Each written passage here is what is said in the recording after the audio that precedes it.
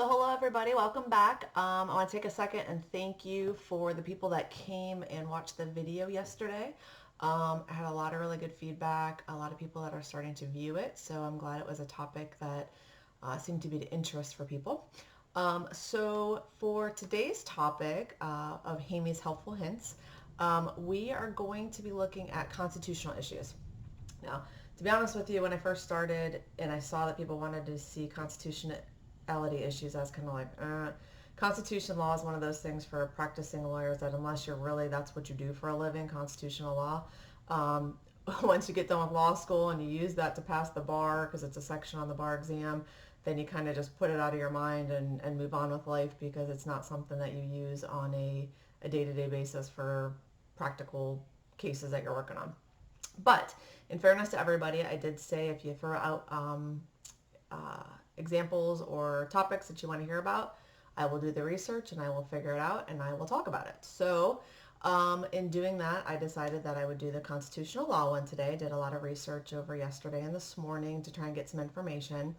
Now, the second part of that I was concerned about is, oh, how do I make this so it's not a bashing of either political side or, hey, this is my opinion versus this is the fact, because you want to make sure that we're not skewing it in either way. The point of these videos is to give information and helpful hints to things. So I said, okay, just the facts, ma'am. So if you're familiar with Dragnet, you'll understand that reference I just made. But so what I did is I did go through and I tried to just get some general information about the Constitution, requirements of the Constitution, kind of separation of federal and state requirements, who has what kind of powers, just to kind of give some general information. And then I'm going to kind of go over some amendments that are likely going to be some hot topics over the next several months as we move forward from this, and some cases that I'm seeing already of things that are transpiring moving through the court system. So I apologize in advance. I'm probably going to be looking at my notes rather frequently because this is definitely not an issue that I have memorized. But I do want to make sure that I'm giving you information that is correct. If you want to write any of these things down, I am going to reference some articles of the Constitution. I'm going to reference some amendments of the Constitution. I'm going to reference some cases that I've reviewed of previous cases where some decisions have been made for anybody who's really interested in knowing, hey, where does the constitutionality of this come from?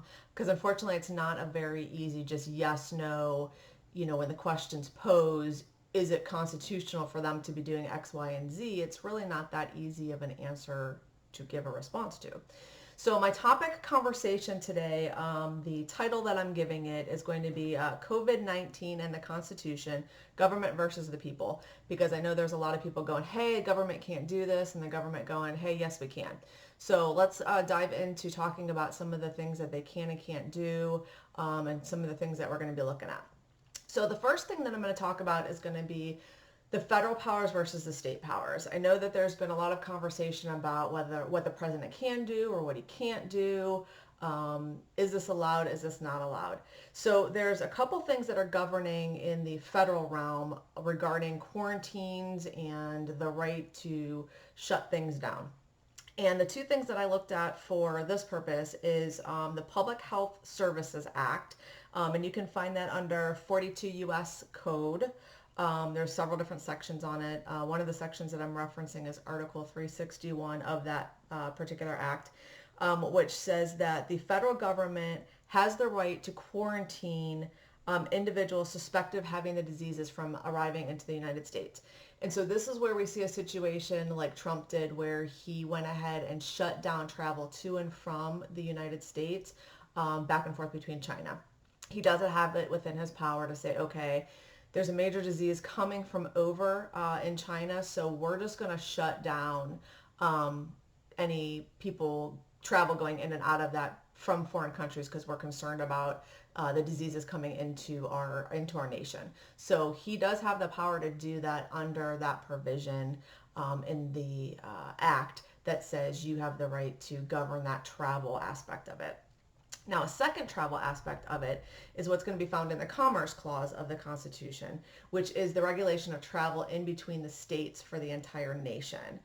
So again, it's going to be a situation within this country where we have 50 different states, obviously, and people are driving back and forth through different states, whether it's for work, travel, pleasure, whatever the case may be. So at that point, it's also a ability that the president has to be able to say, okay, I'm shutting down commerce in between the states because these diseases are moving through the states and it's causing a problem. Now, when it comes to the actual governing of the people within a state, whether that's Florida, Ohio, Illinois, California, those powers are specific to the local and the state government. That's not something that is a power that is given to the president to say, okay, Florida, you've got to do X, Y, and Z with the people within your state. That's a power that is given to the state to determine, excuse me. And so that has to do with policing powers. That is the 10th Amendment. 10th Amendment says that the state has the policing powers. And it's the concept of the state making decisions for the people within the state that are the best suited decisions to help the public as a whole. Okay. They do have to take into account the Constitution, the federal Constitution, and the state Constitution in decisions that they're making. They can't just, it's not a free for all for them to do whatever they want to do. And I'm going to backtrack for a second, excuse me, and going back to the federal, I'm going to talk about a couple cases that I was able to find regarding the quarantine rights that the federal government has. So, and a lot of these are older cases. These are cases that came about years and years and years ago when there was the smallpox epidemic, and there was some other federal regulations that had come up through that. So a lot of these are still in play today. And unfortunately, there's not a lot of, well, fortunately, there's not a lot of pandemic situations that have arose that have led to this type of need for determining laws and rules and requirements on these things. But the one case that I do reference is, it's called Zemel versus Rusk, R-U-S-K. It's from 1965. And basically in that case, Chief Justice Warren wrote that freedom does not mean that areas ravaged by flood, fire, pestilence cannot be quarantined when it can be demonstrated that unlimited travel to the area would directly and materially interfere with the safety and welfare of the area or the nation as a whole. So that is one of the cases that would outline and discuss what we were talking about limiting travel within the nation between the states. If there's going to be some type of epidemic or some type of problem that's going to be a result of it, then the U.S. Constitution, or I'm sorry, the U.S. Court has said, yeah, we can do quarantines. They specifically state quarantine, the word quarantine in there. Okay. The other case that I looked at was the 1905 case. This is Jacobson versus Massachusetts. Again, this is, as I said before, the smallpox epidemic. In this case, a pastor sued saying that he did not want to get the smallpox vaccination when it came out, that it violated his constitutional rights. The U.S. Constitution, U.S. Supreme Court said, nope, we're going to side with Massachusetts to enforce that. However, they did put language in there that kind of was meant to balance out what the government can do versus what the people have the right to do. And the case basically said, the court said, pursuant to the 14th Amendment, a person has a right to liberty, has a right to live and work, but in situations of great danger, they may be people may be subject to restraint enforced by reasonable regulations as the safety of the public may demand. So they're basically saying, yes, you have the right as the 14th Amendment to be free, to have the liberty, but in a situation where the public as a whole is going to be affected, those have to be balanced against each other and may allow for the state to have additional rights to do things that possibly they wouldn't have been able to do before. However, the court did counter that by also warning the states that though the restrictions are permitted, they can't be arbitrary, they can't be oppressive, and if the statute enacted is such an invasion of rights that it violates fundamental law, the courts must rule to the effect of the Constitution. So again, it's not giving a free-for-all to the states to be able to say, hey, yeah, we've just decided that this is a problem, so we're going to start shutting things down. So the court really does work to try and counter the needs of the whole the needs of the individuals and what the Constitution says we can and cannot do. Okay, so that being the case, now we have as I'm going now back to the policing of the people, that is a state right, as I said, pursuant to the 10th Amendment.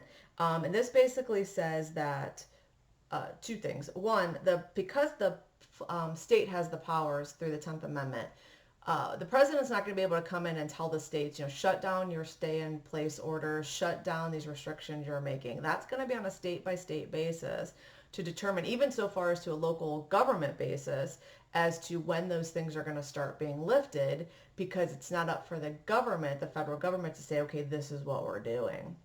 Which is why you've heard in some of the conferences that have been taking place over the last several days, where it's, hey, we're proposing these phases, but it's really going to be up to the states if they want to start implementing these phases and when they want to start implementing these phases.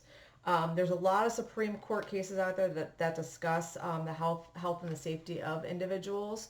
One of those cases is, again, a very old case, 1824, Gibson versus Odin.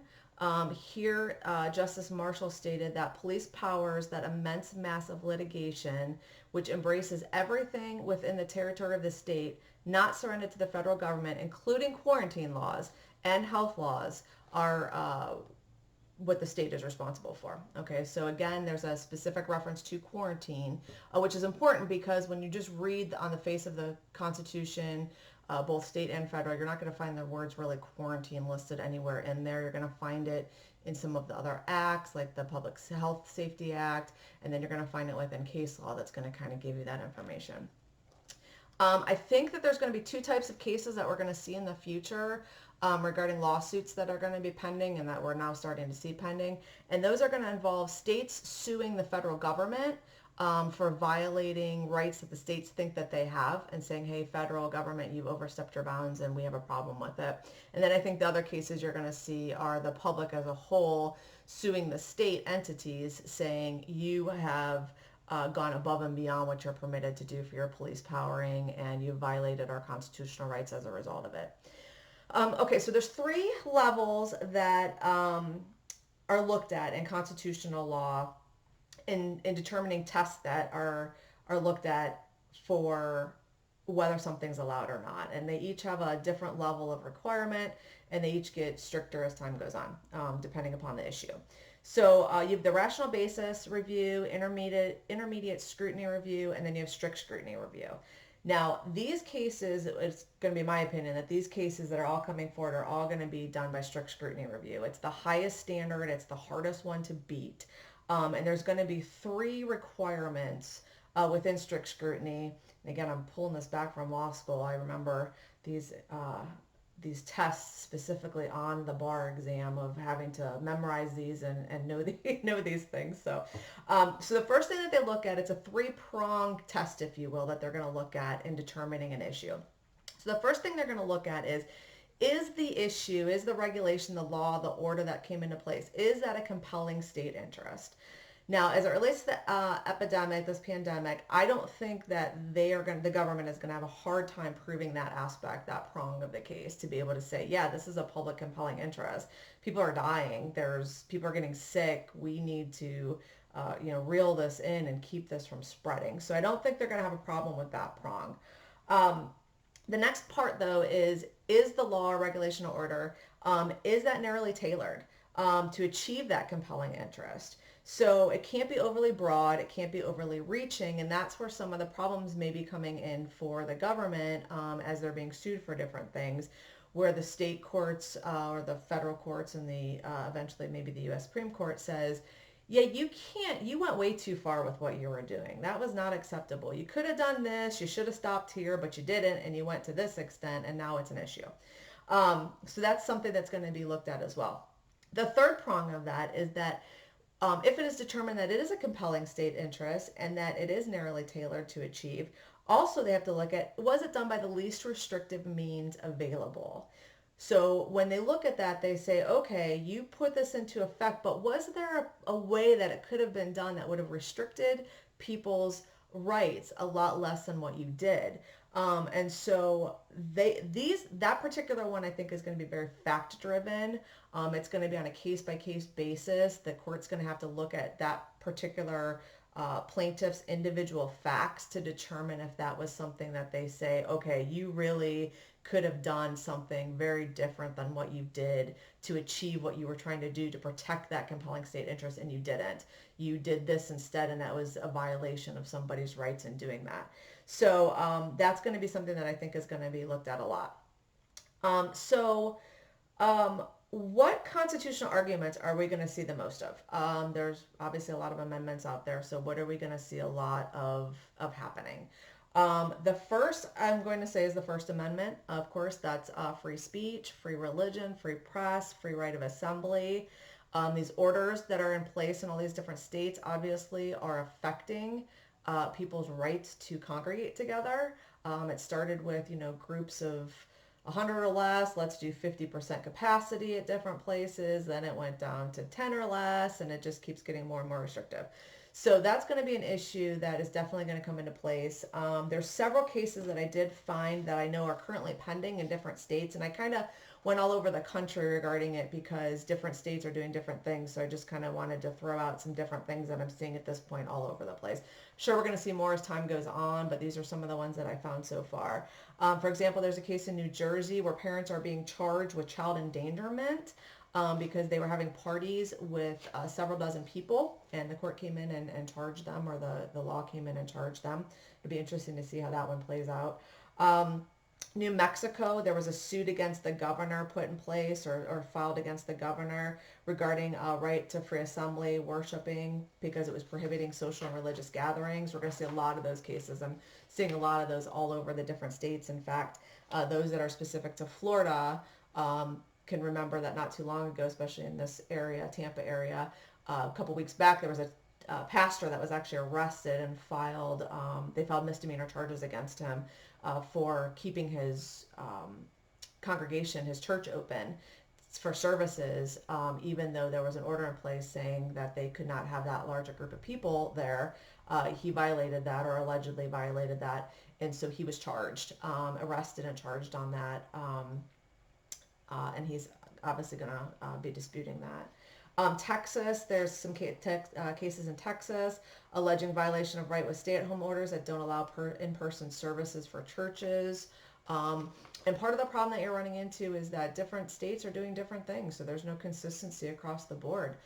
Some states are deeming churches essential businesses. Some states are not deeming them essential businesses, which is going to affect if people can go to church or not go to church. Some of these have been ruled on already. A lot of these are pending, haven't been ruled on yet. They're just kind of in a status quo status.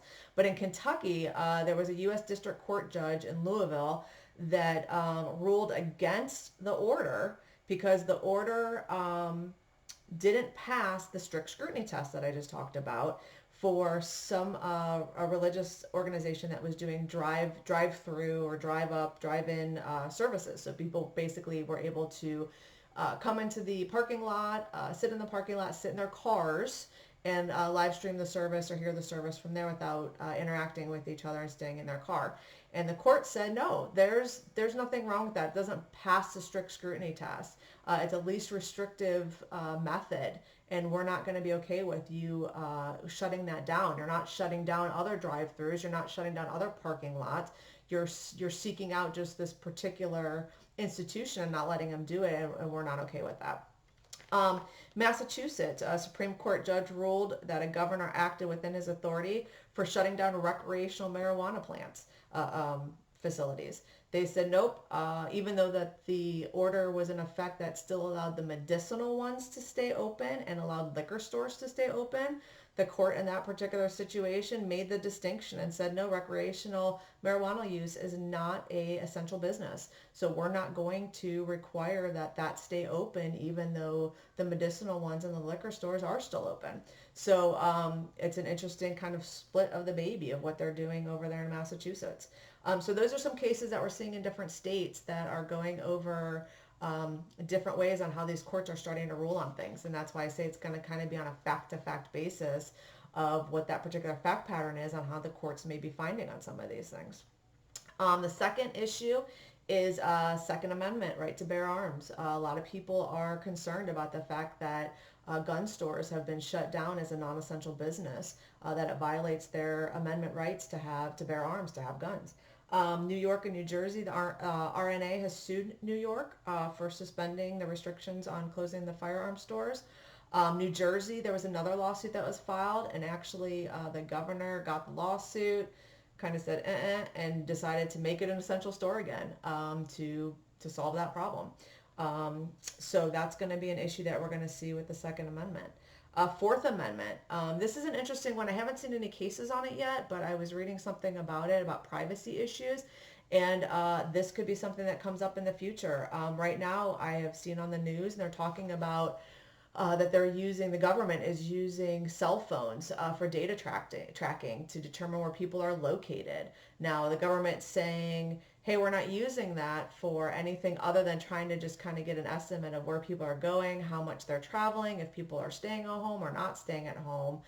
But we don't honestly really know what they're using it for, how much data they're compiling, and what they're going to use that for. And is that a violation of our privacy for the Fourth Amendment rights, to be able to say, no, we have a right to not have you checking in on where we're going or what we're doing. Another concern is online schooling. You know, all of the schools are out. So all of the schools are on these online programs, these Zoom programs and these online learning programs. What data is being compiled? Is it violating students' privacy rights with things that are being done on there? So those are things that we have to look at as well, for if there's been any violation on any of those things. Normally, the Fourth Amendment is going to require a warrant for any type of seizure, for any searches on houses or people. Obviously, the federal government, the state governments aren't getting warrants for every single person to talk about whether they're able to monitor where they're going or what they're doing. Is that a violation of the Fourth Amendment? And if it is a violation of the Fourth Amendment, is it okay because it's a situation where the government should have been able to do it due to the public health concerns? Fifth Amendment is a big one. This is where I'm seeing a lot of the lawsuits. A lot of lawsuits on the takings clause. This is where we have to deal with eminent domain and the fact that the government has to pay you if they're taking away your business or taking something away from you for the benefit of if you're a private entity, for the benefit of the public. They have to give you compensation for that, just compensation for that taking. And so there's a lot of cases that are being filed right now regarding that taking clause of small businesses saying, hey, you forced us to shut down. You determined us a non-essential business. I'm losing money. My business is going under. There's a lot of these businesses that are not going to be able to open back up when this is all said and done because it's been just too difficult for them financially. And they're saying, hey, government, you need to pay me. You need to pay me for you took my business away. You forced me to close and you took it away from me. And now you need to give me some compensation for that. So again, there's a lot of cases that are being filed regarding that. So some of the cases that I'm seeing, and there's some that are starting to be ruled upon. And it's kind of going both ways, and a lot of them are still pending at this point. They haven't been ordered yet. But there was actually a case in Florida. It was actually filed by the governor of Arkansas, Mike Huckabee, and he was suing along with a group of other people. He's got property here in Florida. It's an oceanfront property, and he's suing under the taking clause because an ordinance came out in Walton Beach, where he's located, saying that they cut off all the beach access due to the epidemic. And he says, wait, you have violated my constitutional right because you took away my beach access and you've deprived me the right to use my beach access on my home without giving me compensation for the right for me to be able to use it. And so the court said in that particular situation, that went in front of the federal district court, and the court denied that request. It was an emergency request, and the court denied it and said, nope, that order's good and we're going to keep it there. Pennsylvania has several cases, and I think this may be resulting from the fact that Pennsylvania was one of the strictest states. They pretty much shut everything. They shut down liquor. They shut down a lot of things that most of the other states are not shutting down.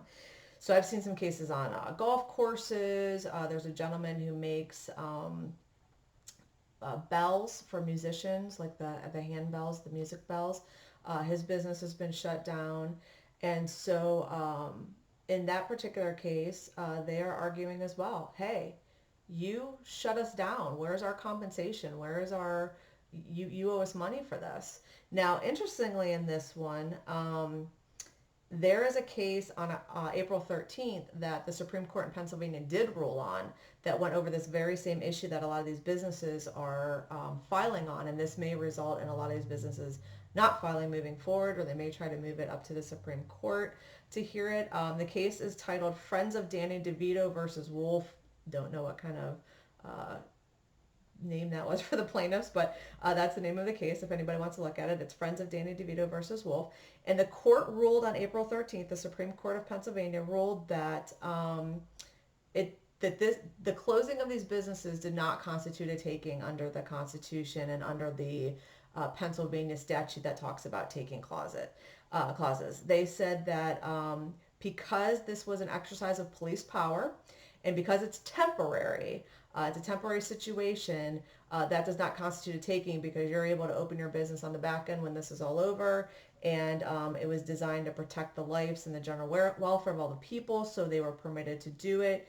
And it doesn't violate the Fifth Amendment because of this temporary situation. Now, what's interesting about that, though, is if there's going to be backup cases that occur after for businesses that are not able to open back up because they took such a hit that they couldn't just be a temporary closing, that they ended up being a permanent closing. Is that going to then constitute a taking under the Constitution? Because they may have had a temporary order in place, but it became permanent for that business because they couldn't open back up. So that's going to be an issue that goes into place as well. Now, what's interesting about that, though, is that there's another case, and this was a case in front of the Supreme Court back in the United States Supreme Court back in 2002, and it's titled Tahoe Sierra Pres Council versus Tahoe Regulation Planning Agency. And the site on that is 535 US 302. And again, that's in 2002. The Supreme Court in that case said that whether it is permanent or not in nature should not play a part in determining whether it was proper exercise of police power. So they're basically saying it's two separate issues. The police power is one issue. The temporary part of it is a separate issue.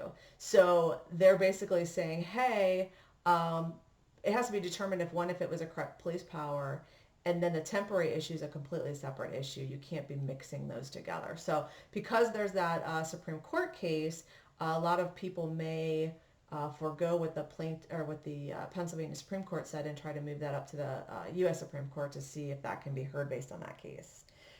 In Connecticut, there's two other restaurant orders that filed suit because they were shut down, again arguing that their right to have a living has been affected and that it violates taking clause. So those are a lot of cases that you're going to see regarding the Fifth Amendment, is the taking clauses in those issues. So the next thing we're going to also see a lot on is going to be the Sixth Amendment, I believe. And the Sixth Amendment is a right for a speedy trial. And that's kind of an interesting dynamic. I don't have any cases to cite as far as that is concerned. However, the Sixth Amendment does say you have the right to a speedy trial.